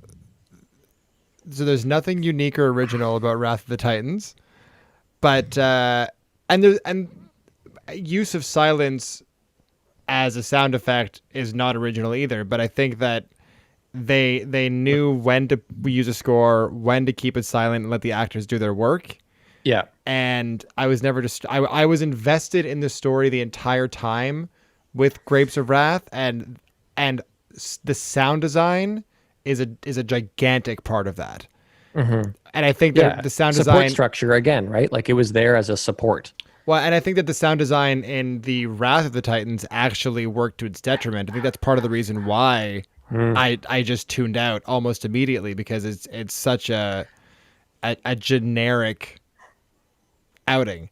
So I'm gonna go Grapes. Yeah, I remember loving the music of Clash of the Titans. I remember you guys voted against it. Yeah, you're talking about how it's like fancy, yeah. weird, synthy rock shit, right? Yeah. It was like that group Apocalyptica. It was like rock and roll, but it was done with cellos. Yeah. It was a really cool sound. It was a great, and like something you didn't hear. I was like, oh, that's so interesting, and you guys didn't like it because you're lamb. I clearly haven't gotten over it. Yeah, clearly. Yeah, but and so I kind of was hoping to hear more of that in Wrath of the Titans, and it wasn't there. And I was like, why didn't you bring that back? Because it was exciting. It was like energetic music that like amped up these moments, and it wasn't there. And I agree with you, Dan. That was the thing again. It comes back to Clash of the Titans was a really bad movie, but it had its own unique character to it. Yeah. From the weird soundtrack to Hades as Voldemort to the the gods being ever illuminated. Like, it had its own thing that it was going for. Yeah. And my guess is that it performed so poorly in the box office that they decided to kibosh all of that and go a more kind of safe route. And they lost anything that made the franchise the franchise, right? Fun. Fun, yes, exactly. It lost any of its like shiny bits because in their crazy choices from the first movie, it led to like some really like what moments, and then some really like whoa, that was really cool or neat or like surprisingly effective. Or just like fun. I wish more people used the word neat. I don't hear that word enough. Neat. It means nothing. I love it. I'd agree, Dan. So that's 2 votes. Yeah. Well, you know, I have to say that the evocative use of shut up, Sean. What are you voting for? grumbly, yeah, it's yours. It goes to that. Goes to grapes. Grapes. 1-1. Here we go. Let's talk begins. acting. Oh, Let's talk acting. let's talk acting. Was there acting in Wrath of the Titans? Okay. You take Liam that Neeson back. and Ray were having a ball. And Liam Sam and Rafe. Worthington was doing some of his best work. Yep. Bill Nye. And Bill Nye. And Bill also, Nye was good. Bill Nye was good. Yeah. Rosamund Pike surprisingly wasn't that good. Well, She was not well because they didn't give her anything. Yeah, she didn't have a lot to So do. she was trying to like make these nothing moments into like Yeah. dramatic moments, and it unfortunately didn't come across well. Yeah. There was definitely acting in Wrath of the Titans. I think much more so than its predecessor. Yes. Agreed. Yeah. Nowhere near the acting in The Grapes of Wrath. No, there's really no contest. I mean, No. the acting in Grapes of Wrath is what made Grapes of Yeah. Wrath. Yeah, it's fueled by it. As I said, it's essentially a play. Yeah. And that the acting is focal. Yeah. So yeah, I mean, yeah, Grapes of Wrath. Although, I Nice. mean, Nice and easy. Although one point of contention I will raise is that the actor who played Ares, Oh, phenomenal. Oh, give this man an and Oscar. Agenor, Tony Kebbell is the guy's name. I think he was great. He was so good and made the movie more watchable. Name me one other film he's been in. The new Fantastic Four movie. Rock'n'Rolla. He Is was that him? also in Planet of the Apes. He also did a really great episode of Black Mirror in its first season. He was in wow. he was in Kong Island, Skull Was he? Island or Was whatever. yeah. He does a lot. He works a lot, man. I really like that actor. He's great in Rock'n'Rolla. He's great. Well, he must have been good in those films because I don't remember him in those films, but I will remember him in this film because I didn't like him. How did you? How I don't understand what you didn't like about him. He was the most fun boring. part of this movie. How dare you? How dare you? There was a bunch of boring stuff happening, and then he came in trying. Okay, whatever. Sean's wrong. We'll move on. So Story. Well, this is a tough one because we have how do we create tension for the podcast? You know, this is tricky. This is a tricky one. Sean, are you okay? Yeah, I was just communicating with Aaron about the sushi that's been on the counter for like 20 minutes now. Oh, still good. Tell her it's still sushi. good. Yeah. Story. Who wants to go first? Like Grapes of Wrath. Grapes of Wrath. Grapes of Wrath. I hated everything they did in Wrath of the Titans. I just want you to know, like, I actually hated it, and I hated what they did. I just hated all of this. Just so you know, I really had a bad time. Especially because of my biases around Greek mythology. I hated the fucking shoehorned labyrinth. I hated how they ruined the labyrinth and the Minotaur, and I hated how they ruined the idea that they took part of fucking the Cyclops from the Odyssey. Isn't that the Odyssey? It's the Odyssey. Yeah. It's that they took that and shoehorned that into it, and it was fine. It was fine, but mostly dumb. I didn't like they're picking and choosing of Greek mythology and how they just like sort of did stuff.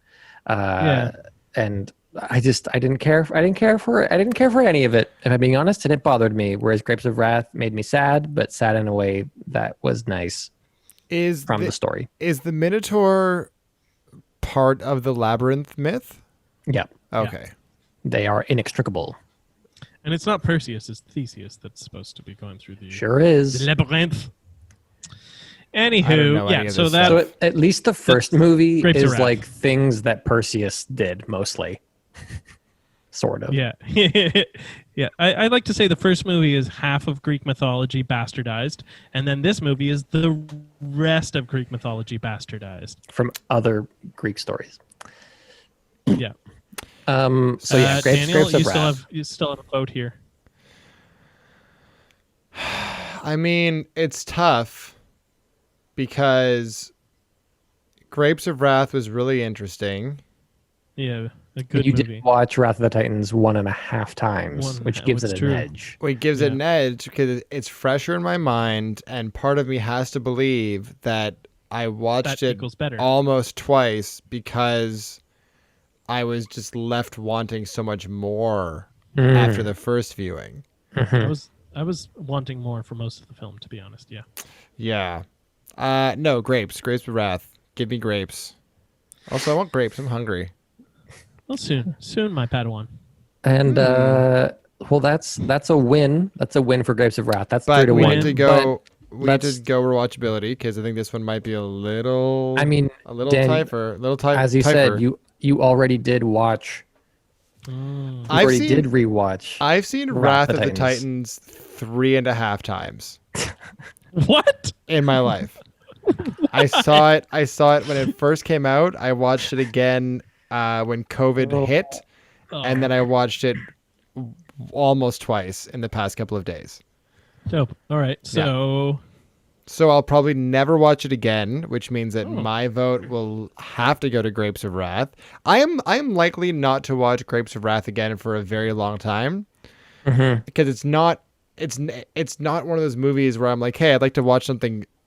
I want to watch a movie. Throw on Grapes of Wrath. no. I think this is. I'll answer by saying that I'm not going to watch. If I'm going to watch of the Titans film, it's going to be Clash. Or And Remember Thee. Or Remember Thee. But Grapes of Wrath is going to be a film that, like, if I ever have kids, I'm going to sit down with my child and be like, this is what a movie is, and we're going to watch it, and it's going to be the classic that they remember from it. So Grapes of Wrath is mine.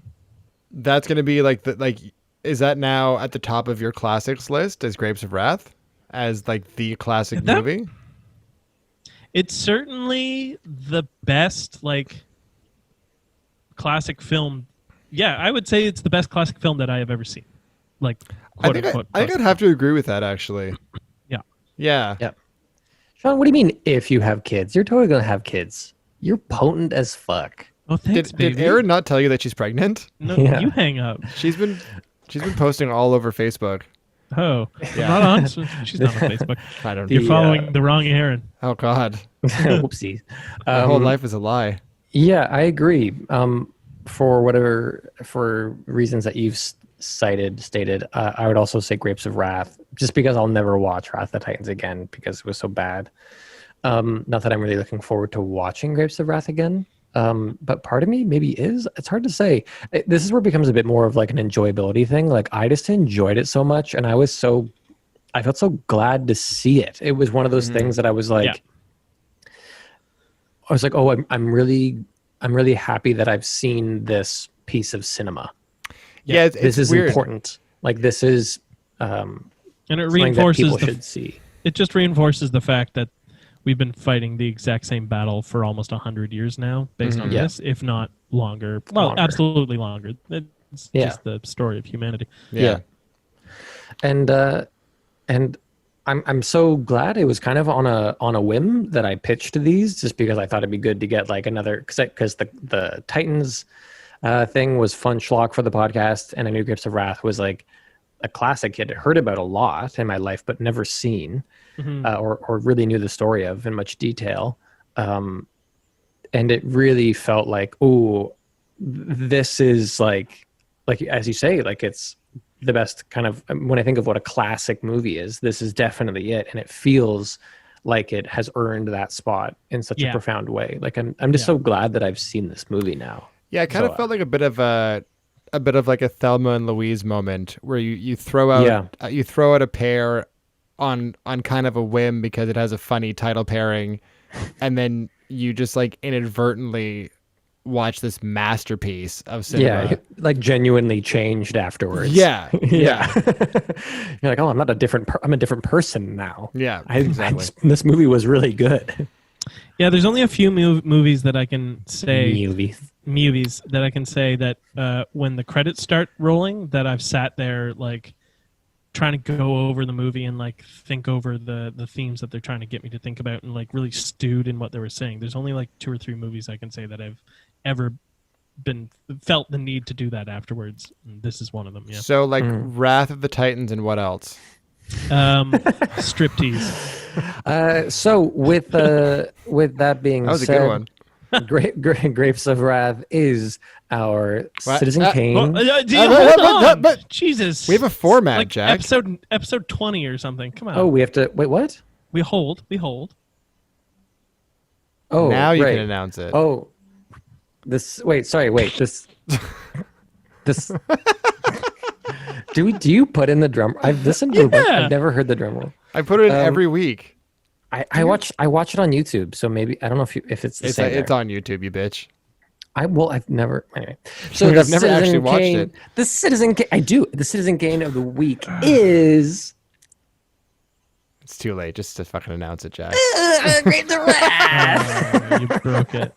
You ruined it. We can never use the drum roll Bringing the again energy, now. bringing the fun energy back. Here it is. Cool. Oh yeah! Yay! Speaking of format, Yay! Well, didn't know where we were. Are we movie- at the intro? yeah. A movie that deserves legitimate applause. Yeah. Like legitimate claps for it. So Those are real claps. next week we'll be having a guest on the show. I have a little video here from Mr. Andrew Cameron, friend of ours, friend of the podcast, Who friend of the show. some of you may Friend of the know show. from Theater. around Toronto somewhere. Yeah, from From your local brewery. from if you like painted your house or something. He's a friend, and he's been pitching movies to us ever since we started this. So we figured we should have him on, and he's super excited, and we're super excited. So I'm gonna hopefully this works. I'm just gonna play it into the mic, and Dan will put the video on YouTube or something. Don't tell them how the sausage gets made, Jack. Essentially, we grind up the video. It's been 2 weeks since we made an episode. Yeah, it's been a few weeks. So here we go. Because you Sean. don't know what's coming up. I do. Look at that sunset. Damn. I don't know if you can see this. Hey, pod people. My name is Andrew Cameron. I will be joining you on next week's episode of The Joe Rogan Experience. My 2 films that I'm bringing to the episode are Hiroshi Teshigahara's 1966 film Face of Another, which we will compare and contrast with John Woo's 1997 psychological thriller Face Off.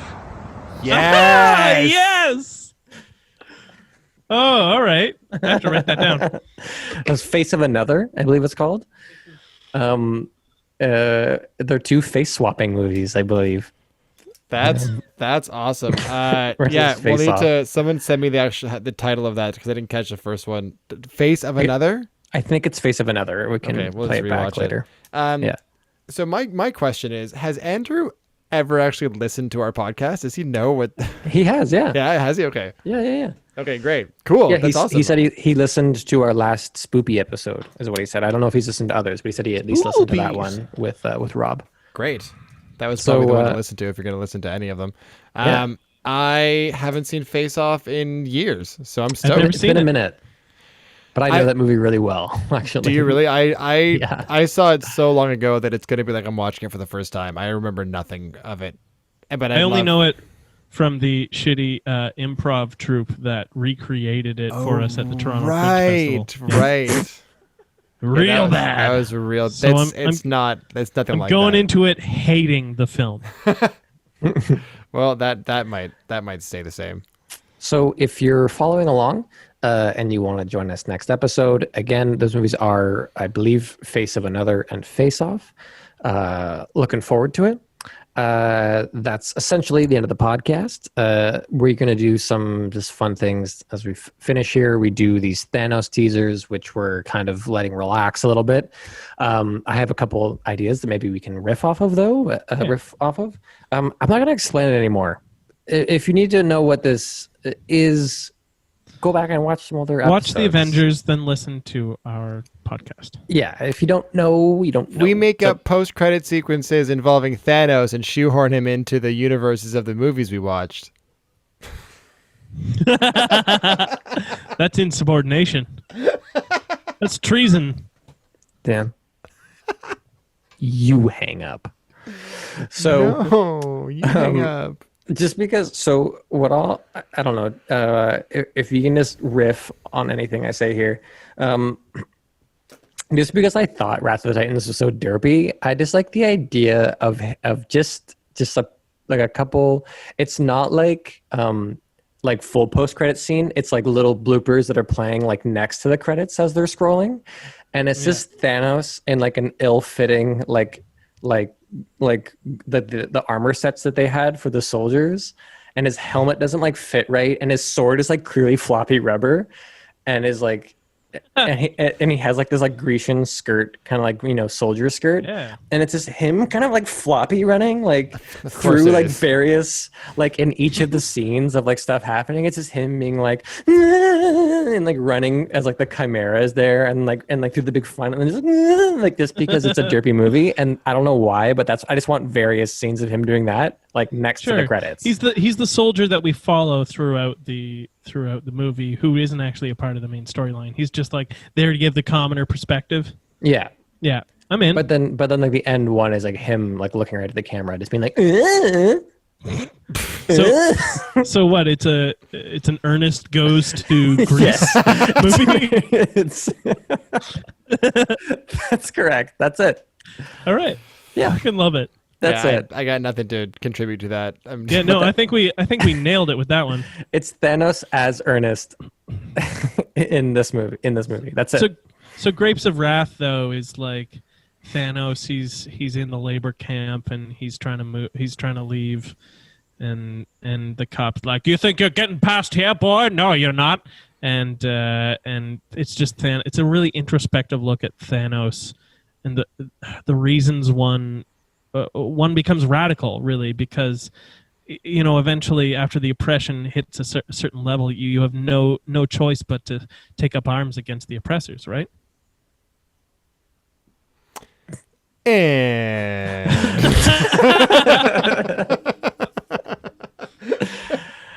yeah, that's fine. I just want to add a spittoon.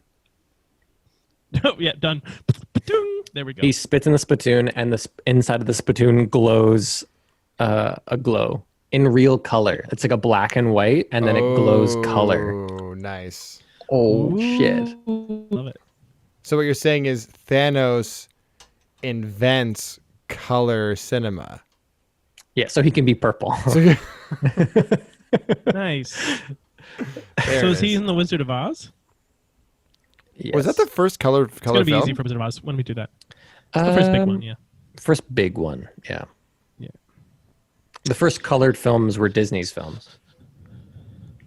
He Like the cartoons, right? The cartoons. He purchased. Everyone was like, "Color, you're stupid." And he purchased the rights for 3 years. So for 3 years, it was only Disney films that had color. He purchased the rights to colored film? To like Panavision or whatever it was called. Yeah. Oh shit. To use it. Yeah. Because Smart everyone else man. was like, "This is dumb. No one wants this," and he was like, "Oh, like, I "You'll want this," see." and it's and that was like one of the things that made his progression that much more like important in this time. How does somebody not see the value in that? Hey, Because people the radio was gonna break the world, you know. Yep. So you can send your suggestions to citizencanevs@gmail.com. You can find us on YouTube, where you can destroy that bell button. And Bam, bam, bam. Instagram, we are the Citizen Kane Podcast. Citizen Kane VS podcast on Instagram. Yeah. And Go ahead. eventually, once funding from a certain, Eastern European country comes through, you can find us at citizencanepodcast.ru. Media? Bell Media sponsorships. But yeah, so more to that, if you have any suggestions for movie pairings, or if you just have any kind of feedback for the podcast, please email us or leave a comment in the comments section on YouTube. Not any feedback. No, feedback is important. We All want feedback. we want interaction with our fan But- base. I will be All right, reacting interaction. to it appropriately. Yeah. Yeah, sure. So target Sean specifically, because you can get into an online war with him. If I'm you unemployed. if you have so are all of us.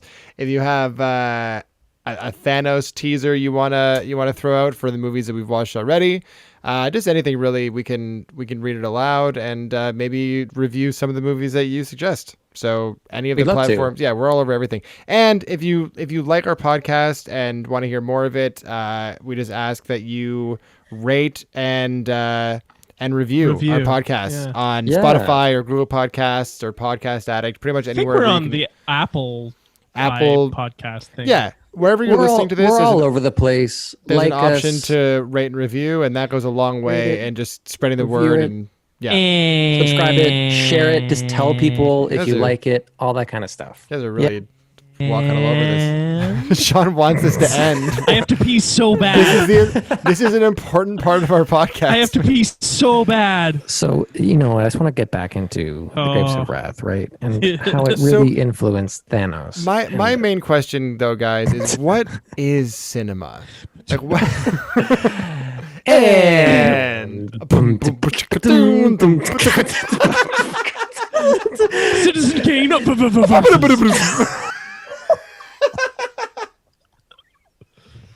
And we're out. All right, peace out, everyone. goodbye, everyone.